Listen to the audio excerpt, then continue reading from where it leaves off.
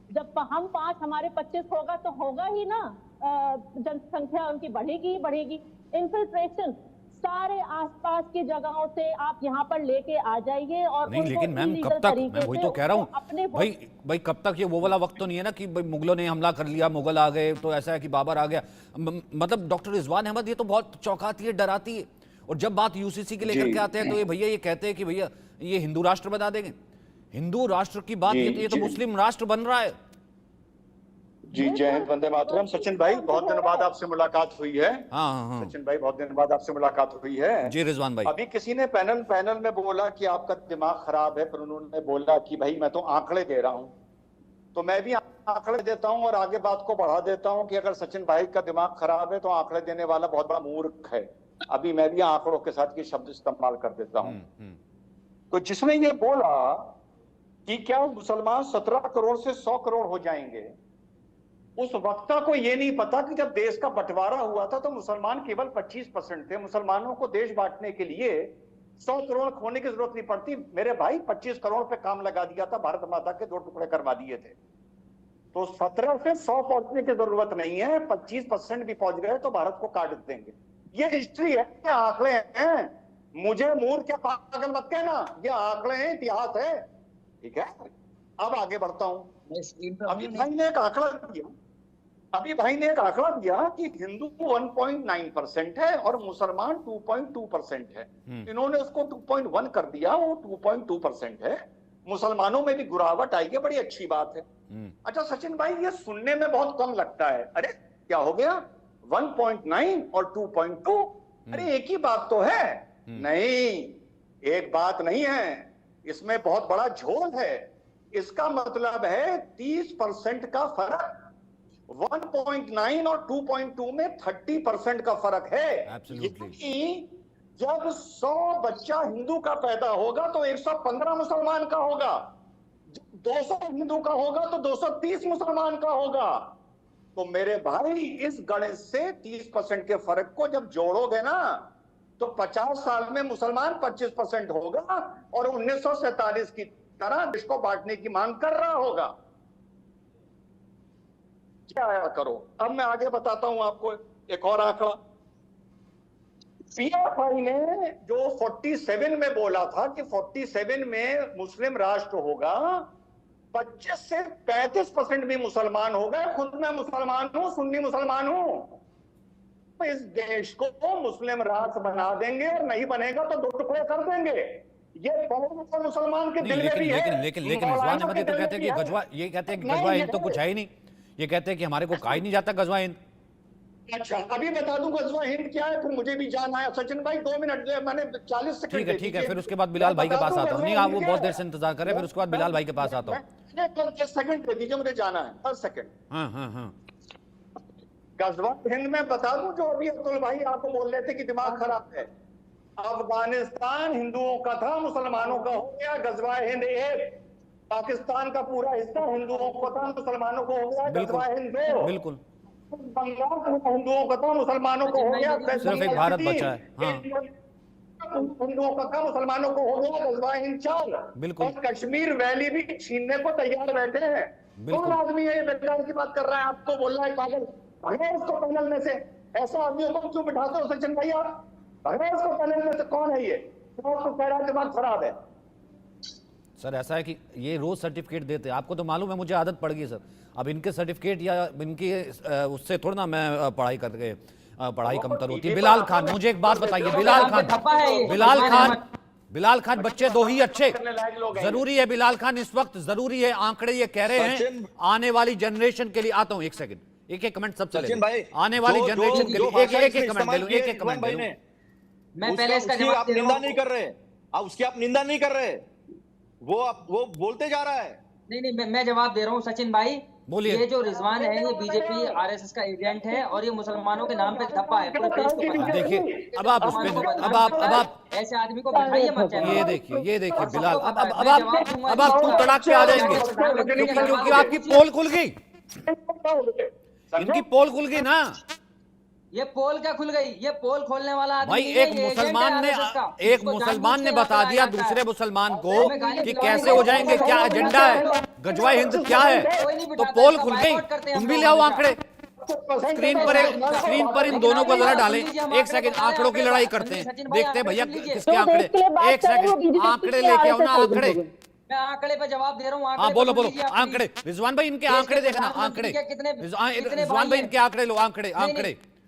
मैं आंकड़े दे रहा हूँ। देश के प्रधानमंत्री के कितने भाई हैं? योगी जी के यहाँ कितनी संतान है? बताइए, आप इसका जवाब दीजिए। सारे मुसलमानों ने कर दिया क्या? आप आंकड़ों पर आएंगे तो आपकी आंखें खुल जाएंगी। ये भ्रम फैलाना छोड़ दीजिए। राजनीतिक इलेक्शन के वक्त पे इस तरीके से कि मुसलमानों की आबादी इतनी बढ़ जाएगी, मुसलमान राष्ट्र बन जाएगा, मुस्लिम राष्ट्र बन जाएगा, ये सब चीजें बंद करिए भाई साहब। असल मुद्दों से भागने का काम कर रहे हैं। पहले मछली पर आए, मछली जिहाद पर आ गए, उसके बाद भैंस पर आ गए, उसमें खाने पर आ गए, चिकनों पर आ गए, अब आ गए अपने दोस्तों को अडानी अंबानी पर आ गए। इनका खेल खत्म हो चुका है। जो हिंदू मुसलमान करते हैं देश में बैठ गए। मुझे बोलने दीजिए, मैं इसके बीच में नहीं बोला था। अच्छा एक सेकंड रिजवान भाई, एक सेकंड, मेरे दो पैनलिस्ट बाकी हैं। ये बताओ वोट जिहाद कौन लेके आया, बताओ। इसमें ये सब दो लोग हैं। अरे हमें बात तो रखने दीजिए सचिन भाई प्लीज। हाँ मैं सिर्फ बिलाल भाई बोलेंगे। एक सेकंड रिजवान जी, एक सेकंड, मेरे दो पैनलिस्ट हैं, आराम से डिबेट करते हैं। ठीक है, मैं ये कह रहा हूँ आंकड़े झूठे, ऐसा कुछ नहीं होगा। जाहिर सी बात है, एक मानने को तैयार हूँ, तर्क होनी चाहिए, ठीक है, अच्छी बात है। तो अतुल भाई ने भी तर्क दिए, रिजवान ने अपने तर्क दिए, ठीक है। आप जो कह रहे हैं कि इसलिए नहीं हो सकते क्योंकि योगी जी के इतने भाई हैं, मतलब आपका आंकड़ा ये है कि मुख्यमंत्री के इतने भाई है ना, ये आपका आंकड़ा है, ठीक है। पर मैं आपसे एज ए यंगस्टर पूछता हूं, आप इससे एग्री करते हैं कि नहीं? तुरंत मतलब होगा मुस्लिम राष्ट्र, नहीं होगा छोड़िए ना सर, जनसंख्या नियंत्रण कानून इसी वक्त होना चाहिए और यूसीसी उसी वक्त होना चाहिए। क्यों नहीं होगा? वो हमारे लिए थोड़ी होगा, पूरे देशवासियों के लिए होगा। हिंदू मुसलमान के लिए अलग क्या है? लेकर आइए कानून, बिल्कुल लेकर आइए, हम नहीं है इस चीज से पीछे। लेकिन जो भ्रम फैलाते हैं, जो कहते हैं कि इतनी आबादी हो जाएगी, मतलब 3 शादियां, बहुविवाह नहीं होना चाहिए ना, 3 शादियां नहीं होनी चाहिए ना, 3 शादियां 30 बच्चे और इस तरह का कोई नैरेटिव नहीं होना चाहिए ना। यूटीसी पे यही लोग हैं 3 शादियां 3 बच्चों की जो बात करते हैं ना, ये भ्रम फैलाने वाले। किसने 3 शादियां करी है बताइए? अरे दुनिया भर के लोग हैं, मैं दिखा देता हूँ। हमारे हिंदू समाज में भी बहुत लोग हैं कि 2-2 3-3 शादियां होती हैं, उस पर तो सवाल खड़ा नहीं होता। आप एक तरफा बात मत करिए सर, एक बात को एग्री करिए। आचार्य जी, आपने कितनी करा दी हिंदू समाज में? 3 शादियां 30 बच्चे। ये कह रहे लाल जी, कह रहे कि देखो पहले जनसंख्या में कह रहे कि तो पूरे देश के लिए होगा, फिर अपने पे आए तो कह रहे कि भैया 3 शादी 3 बच्चे तो हिंदू कर रहा है। इनके खुद को सांसद आचार्य जी कितनी 3 इकट्ठी करा दी आपने? मुझे एक बात बताइए, पकड़ के ले जाएंगे कोर्ट? सचिन भाई, हाँ सचिन भाई, 3 तलाक होता है, 4 शादी, 3 तलाक होते हैं, ये भूल जाते हैं। 3 शादियां 3 तलाक, 4 शादियां तो जायज है इनके यहाँ। वास्तविक तौर पर समस्या तो ये सबसे बड़ी है ही है इस देश के अंदर, लेकिन एक वास्तविक बहुत बड़ा मुद्दा है ना आपके लिए 4 शादी का। वाह भाई वाह, रोजगार मुद्दा नहीं है, महंगाई मुद्दा नहीं है, देश के हालात खराब हो गए, किसानों का मुद्दा नहीं है, महिलाओं का मुद्दा नहीं है। भैया जब 30 बच्चे होंगे महंगाई में खाएंगे कैसे? बिलाल भाई 30 बच्चे खाएंगे कैसे? यूसीसी लाना नहीं है, सब सामान बच्चे पैदा करते रहना 43% की रफ्तार से, फिर आप कह रहे हैं कि नहीं भैया खाएंगे कैसे महंगाई? भैया 3 बच्चे बताइए ना, 30 बच्चे किसके बता रहे हैं आप? किसके 30 बच्चे? भाई ये देख तो रहे हो 43% के हिसाब से जो पॉपुलेशन बढ़ रही है मुसलमानों की, कौन बढ़ रहा है? 43%। कौन बढ़ा है? मुसलमान और हिंदू दोनों की बढ़ रही है ना। भाई हिंदू घटा है, वो हिंदू घटा है गुरुजी, हमारे हिंदू भाई, गुरुजी हिंदू घटा है। कितने कैसे बढ़ रही है? आप कैलकुलेशन करिए ना। आप बीजेपी आरएसएस से आंकड़े लाए तो आप जाके पूछेंगे भैया कैसे बढ़ रही है? अरे भ्रम मत फैलाइए सर। किसके 25 बच्चे? आप मुझे जवाब दीजिए सचिन भाई, 25 करे जा रहे हैं, किसके 25-30 बच्चे? एक नाम बता दीजिए मुसलमानों। ठीक है, मैं आचार्य जी के पास आता हूँ, उससे पहले ठीक है मयंक भाई, ये आंकड़ा तो डराता है। एक सेकंड। सभी को मेरा राम राम, नमस्कार, अस्सलाम वालेकुम। तो अगर अभी किसी को बोलना हो तो सभी साथी बोल लें। मैं नहीं, आपके बीच में कोई नहीं बोलेगा। सचिन जी, आप बहुत परेशान हैं शायद कुछ इन आंकड़ों को लेकर। अगर कोई दिक्कत हो रही हो तो कृपया पानी पी ले और दवाई लेना हो तो ले लें, क्योंकि ये आंकड़ा आपको परेशान कर सकता है। सचिन भाई, आपको परेशान कर सकता है, देशवासियों को कतई परेशान नहीं कर रहा है। ये आंकड़ा पूरी तरह से झूठा है। हालांकि आपकी डिबेट का मुद्दा यही आंकड़ा है, ये प्रधानमंत्री आर्थिक सलाहकार की रिपोर्ट है, यही मुद्दा है, लेकिन ये पूरी तरह से झूठा है। इसमें 1% भी सच्चाई नहीं है। ये मुद्दा सिर्फ चुनाव में पिछले 3 चरणों के जो चुनाव हुए उसमें भारतीय जनता पार्टी मुंह की खा चुकी है, क्योंकि जनता ने इस बार मुद्दा बनाया है बेरोजगारी को, महंगाई को, और जो योगी हमारे उत्तर प्रदेश में योगी आदित्यनाथ के सत्ता संरक्षित गुंडे रास्ते चलती महिलाओं की जो चेन छीन ले रहे हैं, बलात्कार कर दे रहे हैं। सोहदों में तो इनके सांसद और विधायकों के नाम आ रहे हैं। एक दुद्दी सीट पर हमारे यहाँ पर विधानसभा का चुनाव हो रहा है, वो भाजपा का विधायक तो बलात्कार के मामले में उसके सजा हुई है, तब वहां पर चुनाव हो रहा है। तो हमारे यहाँ उत्तर प्रदेश में जो मुद्दे हैं, जमीनी मुद्दे हैं, उन पर वोट हो रहा है। और बहुत सच्चाई के साथ आपको बता रहा हूँ, अभी आपकी डिबेट में बैठने से जस्ट पहले मैं अपने यहाँ लोकसभा में कन्विंसिंग कर रहा था, तो तमाम लोगों से मिला, तो लगातार मिल रहा हूँ। सचिन भाई, जो मुद्दा आप लेकर बैठे हुए हैं, जमीन पर इसका 1% भी इसकी सच्चाई नहीं दिख रही है। क्यों? इसका रीजन है हमारे प्रधानमंत्री जी, वो पूरे साल जो है वो अंबानी अडानी से बिल्कुल बेहतरीन उनका सिस्टम चलता है, और आखिर में वहां के अंबानी अडानी को गाली देते हैं। पूरे 5 साल के कार्यकाल में वो फलाना देश, ढिमाका देश, और यहाँ शूटिंग करना, वहां शूटिंग करना, कैमरा लगाकर अपनी माँ से मिलने जाना, जो बहुत कुछ करते हैं। लेकिन वो 18 घंटे जो काम करते हैं, वो 18 घंटे उनके काम करने में क्या क्या करते हैं वो मैंने आपको बता दिए। जो अब बात सच्चाई की जब आती है, अब जब चुनाव लड़ने गए हैं तो आप वोट मांगेंगे। अब एक व्यक्ति से आप वोट मांगने गए तो उसके मुद्दे होंगे, वो पूछेगा भाई साहब जो आप बेरोजगारी बढ़ा रहे हैं उसका क्या है, तो भारतीय जनता पार्टी के पास कोई जवाब नहीं। वो कहता भाई साहब मेरे पास रोजगार नहीं, इसका कोई जवाब नहीं। वो कहता भैया मैं ठेला लगाता हूँ, लेकिन योगी आदित्यनाथ की पुलिस आकर मुझे लाठी मारकर भगा देती है। अब भाई ये सब गुंडई के मुद्दे हैं, इन पर वोटिंग हो रही है। ये आप एक अच्छे पत्रकार हैं, आपका एक प्रतिष्ठित चैनल है, जमीनी आंकड़े आपके पास होंगे, बहुत अच्छे से होंगे।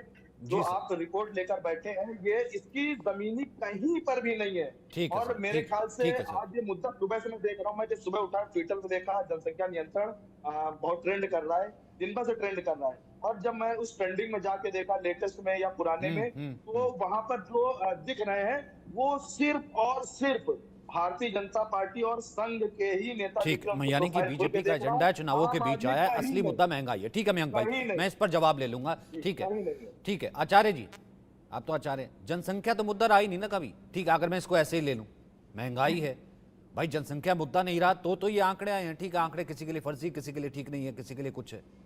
दवाई तो मैं बाद में ले लूंगा। मुझे एक बात बताइए आचार्य जी, ठीक है आंकड़ों पे नहीं बात करता, जनसंख्या पे बात तो करेंगे। देखिए, आपको इस डिबेट में सबसे पहले कहा गया पागल हो गए हैं, आपका दिमाग खराब हो गया है। ये वास्तविक तौर पे सच्चाई है। हिंदुस्तान में जितने हिंदू रहते हैं उनका सबका दिमाग खराब कर दिया गया, उन सबको सोचने समझने की शक्ति गायब कर दी गई है। वास्तविक तौर पे ये स्थिति है। ये डाटा आज का नहीं है, 8 साल पुराना डाटा है, और 8 साल में ये परसेंटेज कितनी बढ़ गई होगी आपको इसका अंदाजा लगा सकते हैं। जो पढ़े लिखे लोग हैं अंदाजा लगा सकते हैं पूरी तरह से। कांग्रेस, ए.के. एंटनी ने 2012 में एक बात कही थी, कांग्रेस मुस्लिमाइज मतलब जो इस्लामिक की तरफ जा रही है, इस्लामिक ही वोट लाना चाहती है। ऐसे ही नहीं था।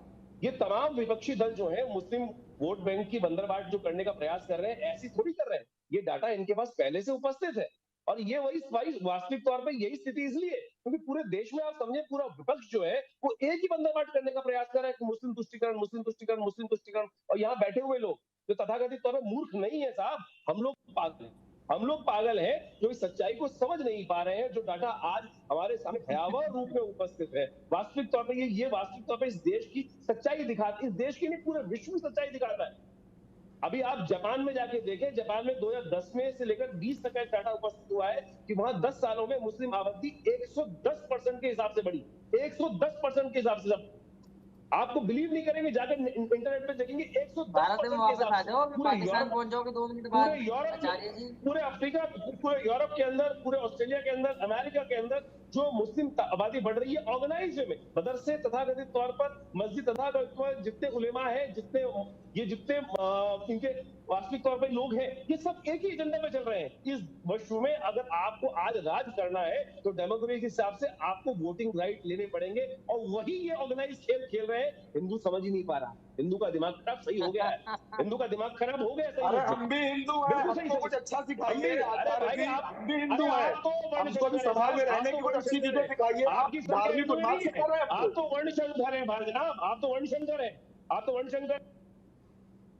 अरे हम यादव हैं, तो जाके हमारे हक की बात आती है तो हम यादव हो जाते हैं, वोट लेने के नाम हिंदू हैं। आचार्य जी, अरे आप हिंदू धर्म के हितैषी बनते हैं तो कुछ अच्छा सिखाइए हमको। आप धार्मिक उन्माद सिखा रहे हैं हमको। आप रच रहे हैं। देश के अंदर बहुत सारे ऐसे बहरूपिये हुए जिन्होंने जाकर अपनी राज्य सत्ता के लिए क्या क्या रूप नहीं धरा, वही स्वरूप आप लोग का है। और वही राज्य सत्ता के लिए आप जो आप ना तो हिंदू के हैं ना मुसलमान के, आप मुसलमान के भी नहीं है भाई साहब। आप हिंदू के क्या, आप मुसलमान की भी नहीं है। आप हिंदू होकर बरकराने का जो प्रयास कर रहे हैं,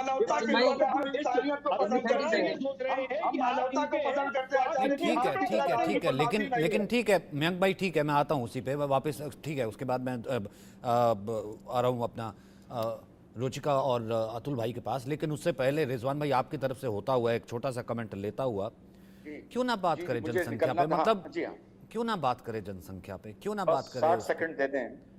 इंडिया शाइनिंग एक मैगजीन थी, India rising, sorry rising, India rising, sorry 1907 में जिन्ना ने उसमें इंटरव्यू में कहा था, the partition of India is whimsical and out of question. 1947 में हो गया। आज आपके डिबेट में भी एक साहब बैठ के बोल रहे थे कि साहब कैसी बेबुनियादी बात कर रहे हैं, ये कोई मुद्दे हैं। यही तो नैरेटिव सेट करा जाता है सचिन भाई कि किसी तरह आप इन चीजों को जो भारत के अस्तित्व के लिए जरूरी हैं उनको किसी तरह पीछे डाल दो, वो मुद्दा नजर ही ना है, पहली चीज। दूसरी चीज, अभी आपके एक भाई ने कहा कि मुद्दा रोजगार है, विकास है, पेट्रोल की कीमतें हैं। मैं भी मना तो नहीं कर रहा। अगर ये मुद्दे हैं तो चुनाव इस मुद्दों पर लड़ते हैं। आप किस मुद्दों पर आ गए? अगाड़ी कितने हैं, पिछाड़ी कितने हैं, दलित कितने हैं, तेरे पास क्या है, उसके पास क्या है, उसने क्या कमाया, उसने क्या गवाया, तेरे से लूंगा, उसको दे दूंगा, उसका लूंगा, उसको दे दूंगा। अरे तो फिर विकास के मुद्दों पर चुनाव लड़ते ना। ये जातिवाद के मुद्दों पर चुनाव लड़ने काहे आ गए? दूसरी मंडल काहे कर रहे हो? देश में जातीय हिंसा काहे उसका माहौल बना रहे हो? पेट्रोल पे, रोजगार पे लड़ो चुनाव। तुम किस पर चुनाव लड़ रहे हो? उसके पास 2% पैसा है, उसकी आबादी 40% है। अभी बोला है राहुल गांधी ने सबकी तुलना करेंगे, सबका सोना गिनेंगे। अरे तो ये क्या, ये कोई मुद्दा था चुनाव का? जातिवाद कोई मुद्दा था चुनाव का? सनातनियों का आपस में लड़ाना कोई मुद्दा था चुनाव का? और भी मुद्दा विकास का है। अरे तुम अगर इधर से गलत वार करोगे तो उधर से भी तो दूसरा वार होगा। अगर इस देश को जातियों में बांट तो ये देश धर्म और मजहब में भी बढ़ेगा ना। हमको बात नहीं करनी है। ठीक है सचिन भाई, अब 10 सेकंड दे दीजिए जवाब देने के लिए। एक सेकंड, वापस आ रहा हूँ अतुल पाटिल, एक सेकंड आ रहा हूँ बिलाल, एक सेकंड आ रहा हूँ। नहीं एक सेकंड, बहुत सीरियस सवाल है। नहीं सीरियस इशू है, ठीक है। जितना महंगाई है, बिल्कुल मेरे लिए, मैं भी त्रस्त हूँ भैया उस महंगाई से। भाई लिमिटेड तरीके से जो है चीजें देखनी होती है, बिल्कुल रोजगार होना चाहिए, सबसे प्रायोरिटी है यही। लेकिन अतुल भाई, मैं सिंपल एक बात कह रहा हूं कि ये नैरेटिव तो सेट किया गया ना कि इस देश में सबसे पहला अधिकार जो है वो मुसलमानों का है।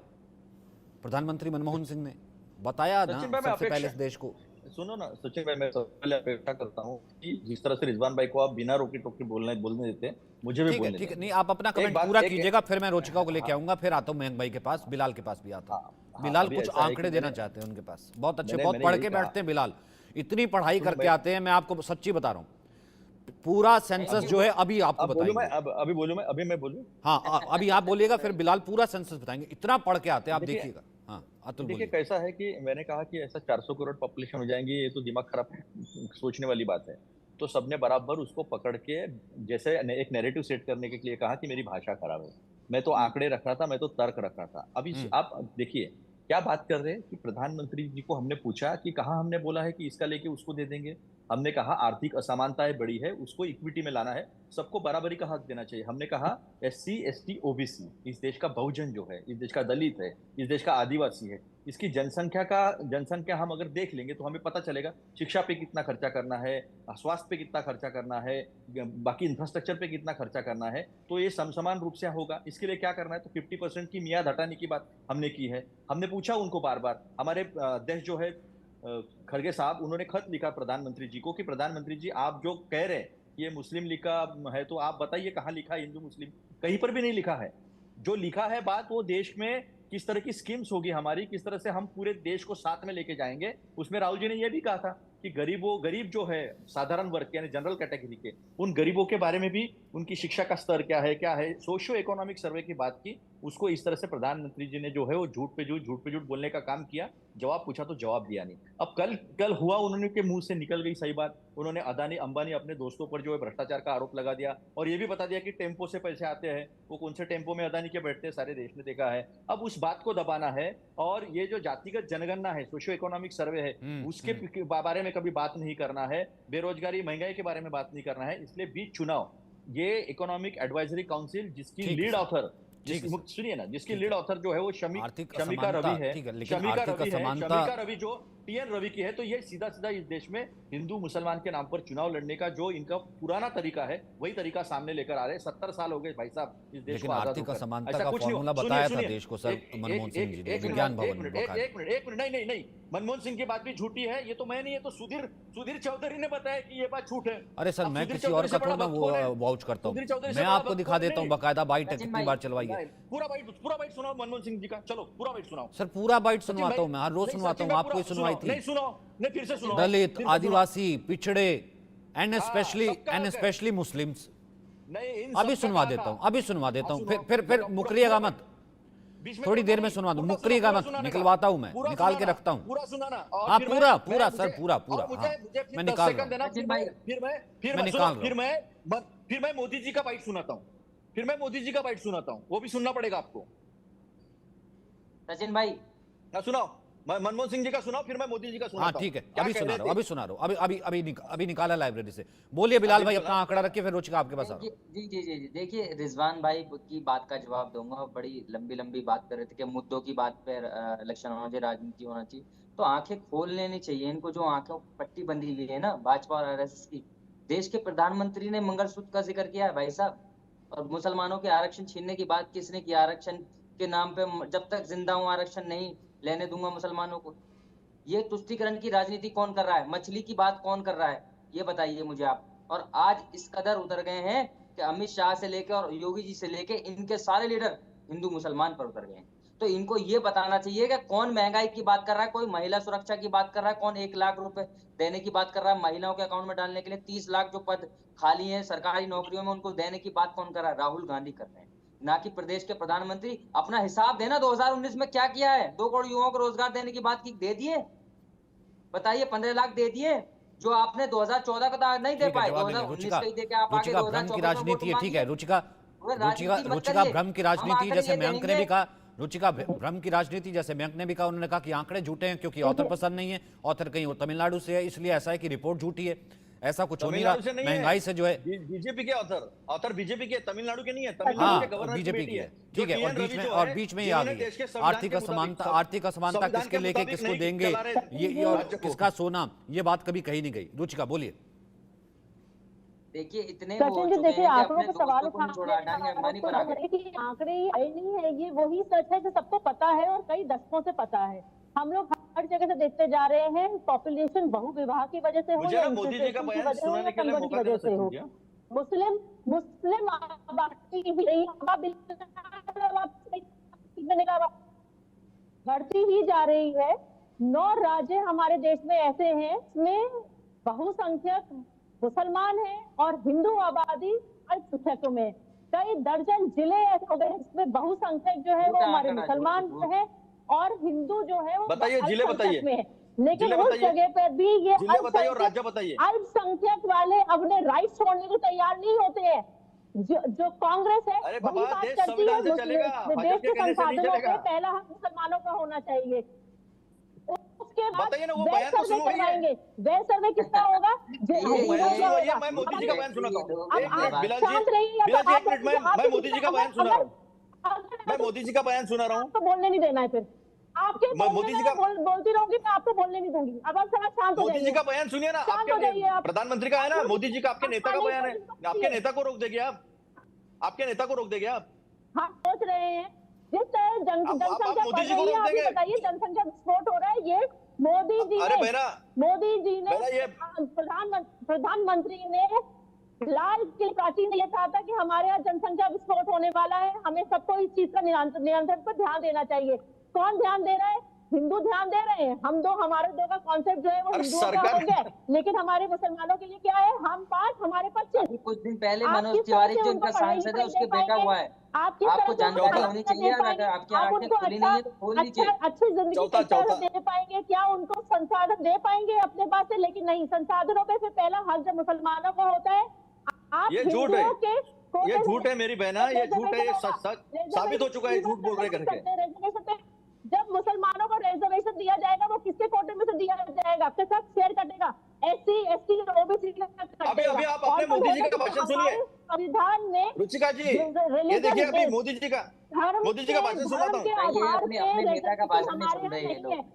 एक मिनट बिलाल जी, एक मिनट। फायदा नहीं है यहाँ पर बोलते रहने का फालतू। हमारे यहाँ संविधान में धर्म नहीं, इसलिए जब उनको अब रिजर्वेशन देने की बात करती है कांग्रेस, तो किसका शेयर काटेगी? SC और OBC का। ये आप लोगों का सोच है। और उसके बाद अभी जितना दिया जा रहा है उसके बाद जनसंख्या बढ़ती जाएगी, वैसे वैसे आप लोगों को ठीक है रुचिका, ठीक है आप ठीक है इसका नैरेटिव कुछ भी हो सकता है। आपने कहा कि वोटों के बीच में, चुनावों के बीच में, महंगाई बाकी और सब चीज़, ठीक है, पहला हक किसका नहीं, वो तमाम चीज़ें हैं। हम तो आने वाली जनरेशन की अगर हम बात करें, मैं वैसे ही बात करता हूँ मयंक, हम जैसे हम कहते हैं कि हम युवा हैं, जो भी इस वक्त डेमोग्राफी है, एक सेकंड गलत कर रहे हैं आप, एक सेकंड, जो भी डेमोग्राफी, सुन नहीं रहे मोदी जी का भाषण, यार गलत कर रहे हैं आप, मोदी जी का भाषण नहीं सुन रहे आप। एक सेकंड सुनवाऊं आपको? पहला हक किनका? मैं सुनाता हूँ ना, नहीं मैं सुनाता हूँ ना, सुनवाऊं पहला हक किनका है? आप सुनवाऊं? आप भी सुनवाइए, मैं भी सुनाता हूँ। सुनवाऊं? हाँ बिल्कुल सुनवाओ। हाँ सुनवाऊं? मुकर रहे थे ना, ऐसा कहा ही नहीं, मुकर रहे थे ना। कांग्रेस से होना, कांग्रेस से होना अतुल भाई, कांग्रेस से हो, कांग्रेस से हो। संविधान we the people of India कहता है Sachin ji, we the people of India. तो we the people of India ही है ना, we the Muslim India, we the Bharatiya. तो आप तो कह रहे हैं कि we the people of only Muslim. देखिए पहला हक ओनली मुस्लिम, खुद तो बोल रहे थे, ये सुन लीजिए, चलाइए जरा। अतुल भाई कह रहे कि ऐसा कभी कहा ही नहीं। अब सुनिए, चैलेंज दे देते। We need to be revitalized. We will have to devise innovative plans to ensure that minorities, particularly the Muslim minority, are empowered to share equitably in the fruits of development. They must have the first claim on our resources. Sachin ji आधा बनाए बयान सुनाया आपने, पूरा बयान सुनाने के लिए मैंने कहा वो सुनवाया सर। अब पूरा 1 घंटे का भाषण थोड़ा ना सुनाऊंगा, स्पेशली मुस्लिम। अरे SC ST पिछड़े, स्पेशली मुस्लिम। आचार्य जी मुझे चैलेंज कर रहे थे, आचार्य विक्रमादित्य मुझे चैलेंज कर रहे थे कि पहला हक मुसलमानों का नहीं है, उन्होंने कहा ही नहीं। ये देखिए आचार्य विक्रमादित्य अब अपने ही पीएम को जो है, ये देखिए उन्होंने कहा ही नहीं, झूठा बता दिया। वो तो सच्चे, वो कह रहे हैं भाई पहला हक ही मुसलमानों का है, पहला हक है मुसलमानों का, वो कह रहे हैं आचार्य विक्रमादित्य। आपका नहीं है, मेरा नहीं है, मुस्लिम राष्ट्र है ये। आचार्य विक्रमादित्य, हाँ ये वीडियो सुनो सर। आप वीडियो उठाते रहिए, मैंने जो सुना दिया ना, नहीं मुस्लिम बोला ही नहीं, बोला उस पर जवाब नहीं, उस पर आपके पास कोई जवाब नहीं है। अब एक्सपोज हो जाते हैं, एक्सपोज होते हैं तो फिर उसके बाद ठीक है। नहीं सर, मैं नहीं डर रहा हूँ सर। आने वाली जनरेशन आपसे सवाल पूछेंगे कि जब पूछा गया कि ऐसा जनसंख्या नियंत्रण होना चाहिए, तब आपने ये वीडियो दिखा दिया था। बोलिए आचार्य विक्रमादित्य। इस देश के अंदर सबसे पहले एक ही काम, एक uniform civil code. Modi ji सुनिए, मुझे बताइए, आचार्य जी सुनिए, कांग्रेस भी संविधान परिषद के अंदर इन्वॉल्व थी। संविधान परिषद के अंदर यूनिफॉर्म सिविल कोड का प्रोविजन रखा गया था। तो मुझे बताइए यूनिफॉर्म सिविल कोड में दिक्कत क्या है? अमेरिका में जाकर मुसलमान लेते हैं, विदेशों में जाके एक्सेप्ट कर लेते हैं, तो हिंदुस्तान में यूनिफॉर्म सिविल कोड एक्सेप्ट करने में दिक्कत क्या है? क्यों चाहिए भैया चार शादी? और मैं कहूंगा कुरान के भी खिलाफ है चार शादी। ये जो कुरान की मिस इंटरप्रिटेशन करके यहाँ बैठते हैं, या बिलाल जैसे लोग जिन्होंने कुरान पूरी से पढ़ी भी नहीं है, वो वास्तविक तौर पे कुरान को मिस इंटरप्रिटेशन करते हैं। किसी अच्छे उलेमा के पास जाइए, वो बताएगा कि कुरान के अंदर भी चार शादी तब जायज बताई गई थी जब कोई आपत्ति आ गई हो, जब बेवाएं हो गई हो औरतें, कोई सहारा ना मिल रहा हो। लेकिन ये अपने अय्याशी के लिए और इस देश को जबरदस्ती अपने अंदर कंट्रोल में लाने के लिए वो चार शादी वाला काम करते हैं और 30 बच्चे पैदा करते हैं। 30 नहीं, मैं कहूँगा 45 बच्चे पैदा करते हैं। और ये विशेष स्थिति है, ये वास्तु स्वाभाविक समझना चाहिए। अरे 25 बच्चे दिखाई देते हैं। सचिन भाई सुन लीजिए, 25 बच्चे दिखाई दे रहे हैं। संतुलन बिगड़ चुका है कार्य जी का। बिलाल भाई वो चले जाओ, वो दिखा रहे हैं ना, वो आपको दे रहे हैं गाइडेड टूर, 25 बच्चों का गाइडेड टूर दे रहे हैं वहाँ पे। खुरेजी में गाँव के अंदर ले चलूंगा आपको, और आज भी जवान में दिखा दूंगा कितनी बीवियां हैं, कितने बच्चे हैं और किस प्रकार से किया जाता है और कैसे ऑर्गेनाइज कॉन्स्पिरेसी की जाती है, किस प्रकार। मेरा नाम लिया तो सचिन जी, मैं 30 सेकंड मुझे दीजिए, 20 सेकंड। हाँ ठीक है, मैं जवाब दूंगा इनका। बोलिए, इनके गाइडेड टूर पे जाएंगे? आप कह रहे हैं ऐसा एक आचार्य जी ने परिवार मेरा नहीं नाम लिया है। नहीं, आपने कहा ऐसा एक परिवार नहीं है, वो कह रहे मैं कितने परिवार दिखा देता हूँ, ये गाइडेड टूर पे जाएंगे? अरे तो फ्लाइट मध्ये असं कसं लागेल? है बिलाल, 5-25? जी ये 5-25 परिवार देखने वाला जाएंगे? वो आप कह रहे हैं एक भी नहीं है। क्या कह रहे हैं आप? 25 वो दिखा तो रहे हैं, आपने कहा एक भी परिवार नहीं। अरे भाई बिलाल के साथ तो परिवार में 25 बताइए ना। आचार्य जी को 10 साल से बोलते 12 साल हो चुके, भाजपा के फेवर में गदा तक कुछ ना बोले। आज तक भाजपा ने कद्दू नहीं दिया। इतना ही बोल लो, 10 साल और बोल लो, 10 साल और बोलो। आप मिलने वाला कुछ नहीं है, कद्दू मिलेगा कद्दू, यही सिखाया जाता है। ऐसे ही बोलते रहिए। अनाप शनाप 25, 30, 40, 50, 4 शादियां, 20 शादियां, 100 शादियां, 1 लाख शादियां, कुछ भी अनाप शनाप बोल दो, कुछ भी उल्टा सीधा बोल दो। तो फिर क्यों नहीं कहते यूसीसी होना चाहिए? दिमाग में कुछ है नहीं, क्यों नहीं हम सब यूसीसी पर एक मत हो जाते हैं? मैं कह रहा हूँ छोड़िए ना। अरे ठीक है भाई, हो जाए मुस्लिम राष्ट्र, मुझे उससे भी कोई दिक्कत नहीं है। अरे हो जाए, मुझे उससे भी कोई दिक्कत नहीं है, लेकिन कम से कम सचिन जी होना चाहिए ना। धर्मनिरपेक्ष राष्ट्र है, इस देश का संविधान we the people of India कहता है ये कोई किसी धर्म का राष्ट्र नहीं होगा। ये we the people of India कहता है, लेकिन स्पेशली मुस्लिम्स किसने सिखा दिया सर? कोई आप सिखा रहे और आपके प्रधानमंत्री नरेंद्र मोदी जी सिखा रहे। मयंक यादव, हाँ ठीक है, मयंक यादव कहेगा उसको हम नकारते हैं। भारतीय जनता पार्टी के प्रवक्ता रुचिका जी बोल रही थी और विक्रमादित्य जी बोल रहे थे और इमरान जी थे, रिजवान जी थे। रिजवान जी तो पूरी तरह से कॉमेडी कर रहे हैं, उनकी तो बात ही छोड़िए। और जो ये लोग जो व्हाट्सएप यूनिवर्सिटी के रुचिका जी और विक्रमादित्य जी हैं, कुछ एक आध जो चीजें कहीं कनेक्टेड थी, क्योंकि इन लोगों के पास सुबह सुबह सिलेबस आ जाता है व्हाट्सएप यूनिवर्सिटी का, तो वो इन लोगों को दिया था, दिन भर ये लोग उसको प्रसारित। यूसीसी इस वक्त यूसीसी